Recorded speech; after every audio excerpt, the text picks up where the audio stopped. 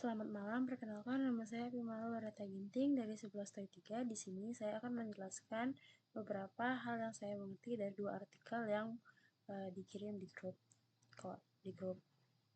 jurusan. Artikel pertama yang saya mengerti adalah pengertian mutu produk. Nah, mutu itu adalah tingkat keunggulan produk berdasarkan standar dan harapan konsumen. Sedangkan kualitas produk dalam industri pangan itu kualitas produk meliputi dimensi sensorik, fisik, kimia, mikrobiologis, dan gizi. Nah, di sini juga dijelaskan apa itu pengendalian mutu atau QC. Nah, QC ini memastikan produk agar sesuai dengan standar mutu melalui inspeksi dan tujuan koreksi dan koreksi. Nah, tujuan QC ini ada 3. Yang pertama, mencegah cacat produk. Yang kedua, menjamin konsistensi. Dan ketiga, memberi peringatan dini. Kemudian ada unsur QC. Unsur QC ini dibagi jadi beberapa bagian, yaitu yang pertama objek, produk atau proses. Yang kedua ada manusia, yaitu pekerja. Yang ketiga ada peralatan. Yang keempat ada infeksi. Yang kelima ada metode. Dan yang keenam ada komunikasi. Nah, jenis pemeriksa mutu itu terbagi menjadi 3 juga, yaitu bahan baku, proses produksi, dan produksi akhir. Nah, kemudian di sini akan saya jelaskan lean manufacturing. Ini tuh untuk menghilangkan pemborosan mudah atau untuk meningkatkan efisiensi dan kualitas. Sedangkan fishbone diagram itu alat untuk mencari akar penyebab masalah cacat produk. Lalu ada studi terdahulu, ini tuh untuk mengulas penelitian sebelumnya menggunakan QC dan lean dalam peningkatan mutu. Nah, di artikel 2 yang saya dapatkan adalah mutu pangan. Dua artikel ini hanya berbeda sedikit daripada isi-isinya. Mutu itu kombinasi karakteristik terukur. Jenis mutu itu sama seperti artikel pertama, yaitu sensorik, fisik, kimia, mikrobiologis. Nah, elemen pengendalian mutu ada objek QC, bahan, proses, dan produk, manusia, alat, inspeksi, teknik komunikasi. Teknik QC itu ada sampling, kemudian ada pemeriksaan standar, analisis, dan pengambilan keputusan dari data. Nah, ada 7 QC tools. Yang pertama, check sheet. Yang kedua, Pareto diagram. Yang ketiga, fishbone. Yang keempat, histogram. Yang kelima, control chart. Yang keenam ada scatter diagram. Yang keenam ada flow chart.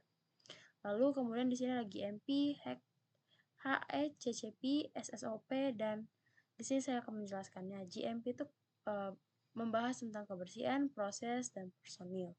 HCCP adalah sistem analisis biaya, CCP monitoring dan verifikasi, sedangkan SSOP adalah sanitasi air, alat, dan lingkungan. Nah, sertifikasi dan akreditasi itu terbagi menjadi beberapa bagian, yaitu kalau misalkan standar itu ada SNI, Codex, dan ISO. Nah, sertifikasi HCCPE oleh lembaga terakreditasi. Kemudian aplikasi dalam industri. Contohnya mutu air mentah, proses osmosis, dan pengemasan. Contoh roti tawar. Kontrol bahan itu ada tepung, kemudian ada gula, dan lain sebagainya. Kemudian ada adonan, fermentasi, dan pemanggangan. Nah, itu adalah contoh AMDK. Kemudian ada PDCA dan gugus kendali mutu. Siklusnya itu perbaikan berkelanjutan yang seperti kita lakukan saat mengerjakan proyek lampu LED matrix. Itu ada plan, do, check, and action. Nah, di sini saya membagi dua kesimpulan. Yang pertama itu adalah pengendali dari artikel pertama, bisa kita lihat di sini. Ada di kesimpulan pertama dari artikel 1 adalah pengendalian mutu sangat penting dalam menjaga kualitas produk dan efisiensi proses produksi. Yang kedua, pendekatan lean manufacturing menjadi solusi yang tepat untuk menghilangkan pemborosan waste dan meningkatkan produktivitas. Yang ketiga, alat bantu seperti fishbone diagram membantu dalam menganalisis akar masalah dan mencari solusi peningkatan mutu. Nah, di sini saya ada tulis beberapa catatan saya mengenai poin penting di artikel pertama, yaitu mutu ditentukan oleh kesesuaian produk dengan standar dan kebutuhan pelanggan. Lean itu berguna untuk mengefisiensi proses produksi. Yang ketiga, QC tools digunakan sebagai pendukung analisis masalah mutu. Nah, di artikel kedua, kesimpulan pertama itu pengendalian mutu adalah proses sistematis dan menyeluruh mulai dari bahan mentah hingga produk akhir guna memastikan kualitas dan keamanan pangan. Yang kedua, penerapan QC tools GMP, HACCP, dan SOOP sangat krusial untuk menjamin produk sesuai standar mutu nasional dan internasional.